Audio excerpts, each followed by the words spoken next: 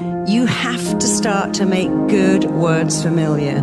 If you want to change your life on a dime, make self-praise familiar and make criticizing yourself unfamiliar. Move away from that. I'm an idiot. I got rocks for brains. I mess everything up. You can change your life so quickly by making praise and self-belief familiar by constantly doing it. And meanwhile, make criticism unfamiliar. See, your mind can't go in two lanes. The mind cannot hold conflicting beliefs. I'm good, I'm nervous, I'm smart, I'm anxious. I'm a good student, I've got a terrible memory. People like me, but I'm scared of rejection. That really messes up your mind because it wants to go into one lane or the other, but it can't go into both.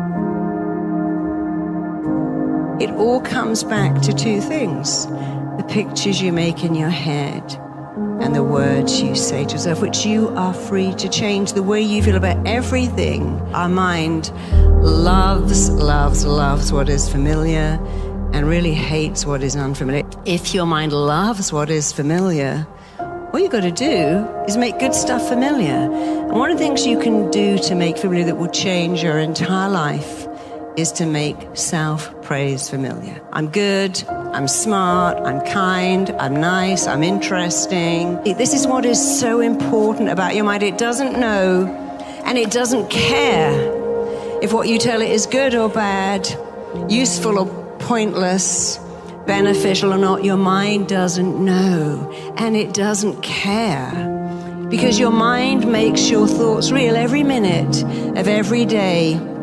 Your mind makes your thoughts real. And if your mind makes your thoughts real, you better learn to make better thoughts. I mean, imagine if we taught kids that at 5. Your mind's job is making your thoughts real, and your job is think better thoughts. So when you understand the workings of your mind, point 1 is your mind does what it thinks you want. And if you go, I don't want to be rejected, I don't want to be dumped, I don't want to fail, I don't want to get it wrong, I didn't want to go to school on Wednesday and take that exam. Your mind goes, okay, I'm tuning in. Don't want to go to school on Wednesday. Why don't I give you a raging headache, chronic diarrhea? I don't really care. I just understand to give you what you want. The mind is not logical. It just tunes into what you think. And when you think better thoughts, you change your life. So we want to be the CEO of our own mind. How do we do that? Well, it really is very easy. Don't complicate it. It all comes back to how do you talk to you. I've been working with teenagers all my adult life, and I never cease to be horrified by how they describe it. I'm an idiot. I'm a piece of you-know-what. I have rocks for brains. I'm not very good. My dad never sees me, so I guess I'm worthless. And I always teach them, look, the most important word you will ever hear to yourself in your whole life, and not for some hot girl or some hot guy, or even a teacher saying, gosh, you're smart. You are the best kid I've ever had in my class. Or even a parent saying, wow, parenting you is the joy of my life. No, the most important word you will ever hear in your whole life come from you. You have to look at your beliefs. Whatever you believe, you're going to make it real. And when you believe you're going to do something amazing, whatever you believe, you'll make it real. So you've got to think about your beliefs, because first you make your beliefs, and then your beliefs turn right around and make you, and then there's something called confirmation bias. I believe I'm not smart. I believe my mind isn't very quick. I believe people don't really like me. And I've made that belief, and it's definitely making me, because now I'm kind of shy, I'm insecure, and now I'm looking for proof of what I believe is truth. If I wake up and I think I'm not enough, what kind of feelings would I feel? I'll give you a clue. There isn't a single good one in there. Listen, behaviors. I wake up and think I'm not enough. I feel sad, or I feel angry. How am I going to behave? Pick anything. Again, here's a clue.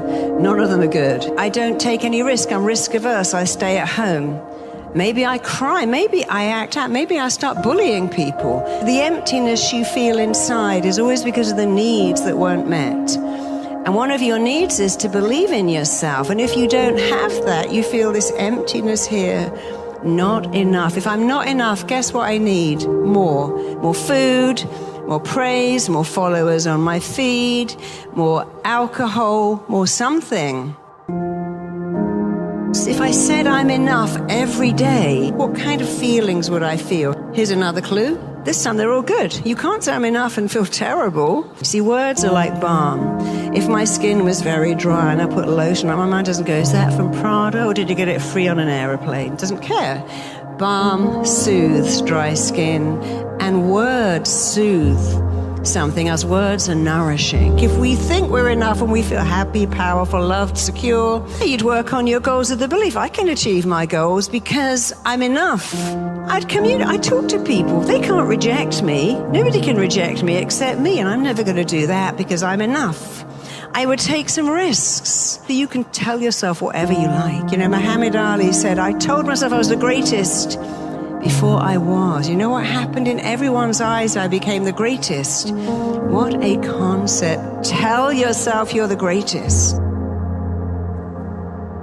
I want to show you how to manifest. There are 3 ways to manifest. One is just sitting there thinking, I'm going to manifest everything. But you have to manifest in 3 ways. The first is you must believe you are worth it, whether you want love, or a great career, or promotion, or money, or your own business.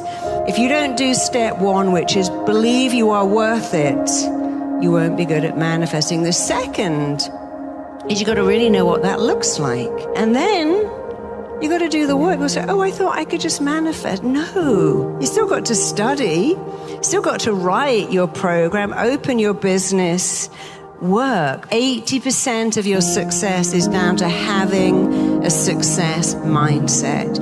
If you believe you're worth it, that will take you further. Belief without talent takes you further than talent without belief. We all watch reality TV. We all see people with no talent, but they have amazing self-belief. If you have belief and no talent, you probably will do better than someone with huge talent and no belief. If you have both, you can go anywhere. Impress, instruct, install into you what you require. And you're going to say in a powerful voice, I insist on this, I require this, I'm giving this to myself. Then you're going to open out your hands and you're going to code it in by really focusing on what does it look like, feel like, sound like. A little voice that goes, you're not going to do that. Then you're going to move from side to side, just a little movement, and I'm going to help you erase and eradicate and let go of those blocking thoughts. So let's go. Close your eyes, touch the area right in between your eyebrows. And I want you to repeat these words. I want you to think of what you really want. What do you require for yourself? What do you want? What do you require? What do you need? What are you prepared to give yourself? And I want you to say with unshakable confidence, what I require for myself is, say it. What I require for myself is confidence. What I insist on for myself is knowing, radiating that I'm enough. Open out your hands, and I want you to notice, what does that look like? What does phenomenal success and knowing you're enough look like? I want you to feel it. Feel that feeling of knowing that you radiate confidence from your very pores. Notice what that looks like. So see, how would you move? How would you talk if you had unshakable confidence and enoughness? Feel the feeling of radiating unshakable confidence. See what it looks like. Notice what it sounds like. How do you dialogue with you? How do you dialogue with others? And how do they dialogue back? See, one of the marks of self-love is, how do you talk to yourself? Because if you love yourself, you don't go, I'm an idiot, I got that wrong. You go, I did something, wasn't quite right, but I learned. So I want you to notice what it sounds like when you dialogue with you in a powerful way. Don't just hear it, do it. This technique won't self-implode. You have the power to impress upon yourself, to install and instruct your mind with how you want to be. Call it in, code it in. Notice what it looks like, feels like, and that little voice that goes, Just erase it. Stay in the right lane. Use powerful words, powerful languages. Make your mind your best friend. Self-esteem doesn't mean what I think of you. It means what you think of you. If I said I hold you in the highest esteem, that's what I think of you. But self-esteem is what you think of you. And when you have self-esteem, you're not arrogant, but you're also not insecure, because you understand that it comes from in here. And you have the power to change in here massively when you learn how to dialogue with yourself.